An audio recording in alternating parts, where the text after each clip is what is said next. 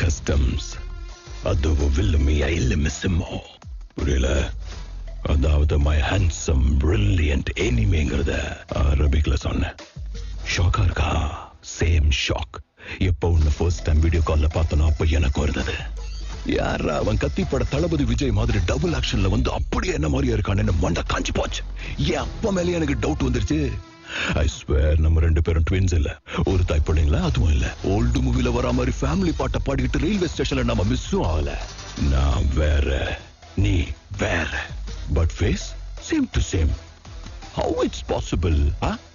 Okay, we have to accept the fact and move on. By the way, customs, good news ஒன்னு சொல்றேன். இந்த டீல்ல எனக்கு 7,000 crores profit. Bad news என்னன்னா டோட்டலா உன் லைஃபே கொல்ல.